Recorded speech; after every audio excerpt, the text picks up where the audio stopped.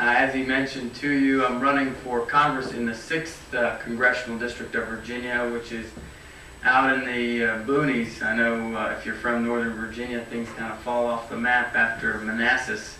But there is life out there. Roanoke, Harrisonburg, Lynchburg area.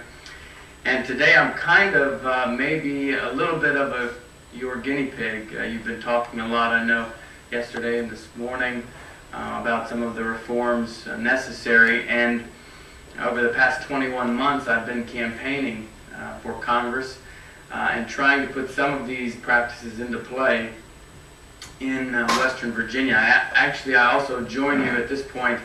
I am the youngest congressional candidate in America.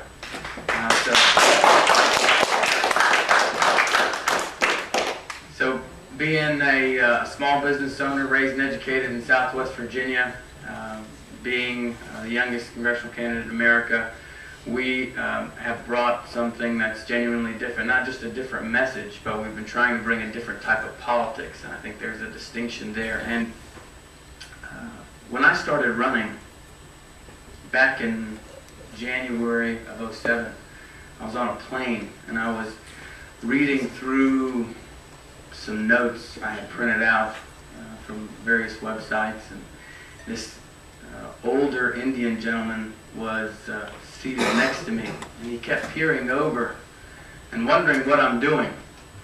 And I told him, well, I'm going to be running for Congress. And so we started talking about politics, and he gave me the best advice that I could imagine.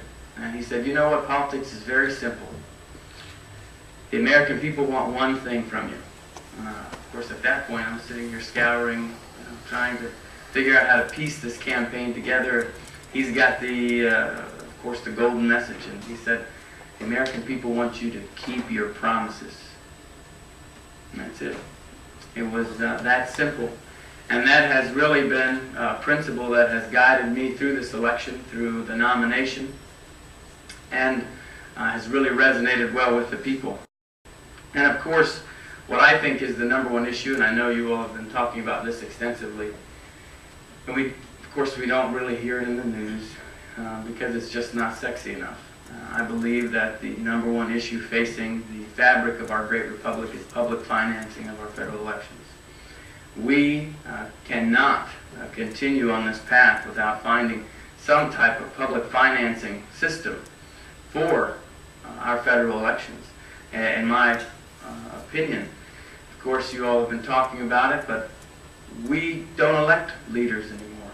We don't even have elections, I think. I think they're auctions. It's out to the highest bidder. And of course, I think many of you believe that. That's why you're here, and that's what we're trying to get at the root of.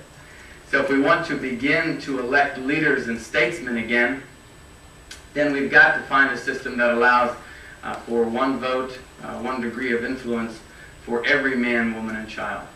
So my fight has fundamentally been for middle America, which I believe is a forgotten voice, and that's who's really feeling the pinch of these economic woes that we're feeling.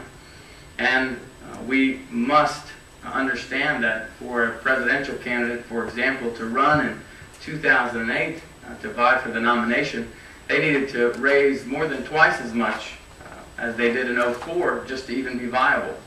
I personally have raised $250,000 running for Congress. And 15 years ago in the 6th Congressional District, you raise $250,000, you're a little rock star. Now $250,000 is chump change running for Congress. Fortunately, the media is not quite as expensive as it is up here in Northern Virginia, but still, you do need to raise substantial amounts of money. And what's the issue here? Of course, well, how does the incumbent that I'm running against go unchallenged for a decade?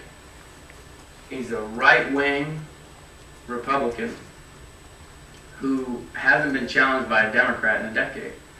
And the person before him was a Democrat. So this is not necessarily a Republican district, tends to be more conservative. But where have the Democrats been, and why have we not been able to produce quality leadership? It's only one answer, and that's money.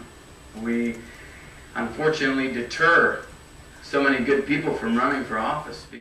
Now, of course, I'm running on this Change Congress pledge, this movement that if you've seen our website or read through any of our literature, you know that that's very important to us. I don't know if you've gone over the points of the Change Congress pledge, but we push for increased congressional transparency. We would like to get rid of these earmarks, these special pet projects. Many times, of course, are used to line the pockets of many of the friends of these congresspersons. I actually, a couple of weeks ago, introduced what would be my first bill in Congress. It's called the Earmark Eradication Act of 2009. So no messing around. We just said, here's what we'd like to do. We'd like to get rid of these pet projects. Not that all of the projects aren't well warranted. Many of them do have good merits to them. But the problem is in the process with which we finance these projects. And of course, it's in tens of billions of dollars that are many times just wasted away. Of course, the biggest example we have that's been in the news is this bridge to nowhere that Governor Palin was against and then for and against again. So we're trying to figure that out.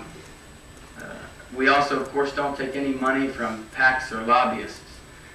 But that is fine and all to say, but I had to take it one step further.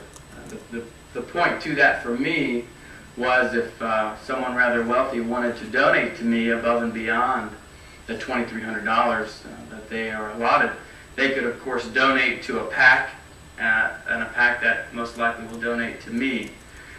So there's a loophole there. Well, the same loophole exists with the party itself, with the Democratic or even Republican Party, where the party can donate to me. So we've been campaigning now for 21 months and we haven't even taken a dime from the party, period.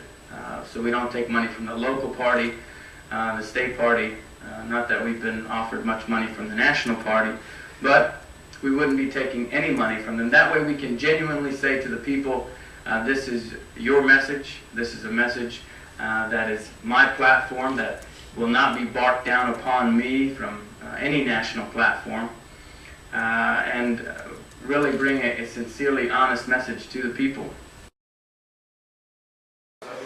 Here you had someone who's just kind of coming out that people believed initially, of course, was just impossible. And now it's, people are starting to scratch their heads and saying, what's going on here? He's got all the signs, there's the chatter. I hope you win. If I were in your district, I'd vote for you. But I appreciate it. But even if you lose, the very fact that you've been able to run this sort of campaign is going to sort of put the incumbent on the spot. It is. Say you want a revolution.